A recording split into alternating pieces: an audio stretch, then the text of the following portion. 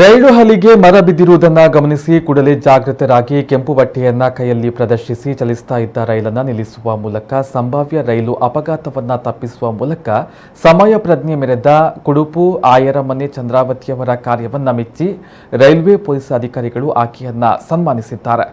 ಮಹಿಳೆಯ ಶ್ಲಾಘನೀಯ ಕಾರ್ಯದ ಬಗ್ಗೆ ನಿನ್ನೆ ಮಾಧ್ಯಮಗಳಲ್ಲಿ ಸುದ್ದಿ ಪ್ರಕಟವಾದ ಬಳಿಕ ನಾಡಿನೆಲ್ಲೆಡೆ ವ್ಯಾಪಕ ಪ್ರಶಂಸೆ ವ್ಯಕ್ತವಾಗಿದ್ದು, ಇದನ್ನು ಗಮನಿಸಿದಂತಹ ಮಂಗಳೂರು ರೈಲ್ವೆ ಪೊಲೀಸ್ ಅಧಿಕಾರಿಗಳು ಸ್ಥಳಕ್ಕೆ ಭೇಟಿ ನೀಡಿದರು.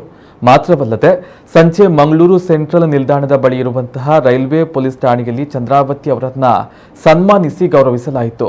ಈ ಸಂದರ್ಭದಲ್ಲಿ Mangaluru railway police inspector Mohan Kottari ಅವರು ಮಾತನಾಡಿ, 70ರ ವಯಸ್ಸಿನ ಚಂದ್ರಾವತಿ ಅವರು ಜೀವದ ಹಂಗನ್ನು ತೊರೆದು ಸಂಭಾವ್ಯ ರೈಲು ದುರ್ಘಟನೆಯನ್ನ ತಪ್ಪಿಸುವ ಮೂಲಕ ಮಾದರಿ ಕೆಲಸವನ್ನ ಮಾಡಿದ್ದಾರೆ.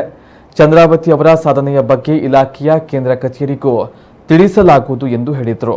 ರೈಲ್ವೆ ಇಲಾಖೆಯ ಆರ್ಪಿಎಫ್ ಎಸ್ ದಿಲೀಪ್ ಕುಮಾರ್, ಚಂದ್ರಾವತಿ ಅವರ ಪುತ್ರ ನವೀನ್ ಕುಮಾರ್ ಕುಡುಪು, ಸಂಬಂಧಿಕರಾದ ಉದಯ್ ಕುಡುಪು ಉಪಸ್ಥಿತರಿದ್ದರು.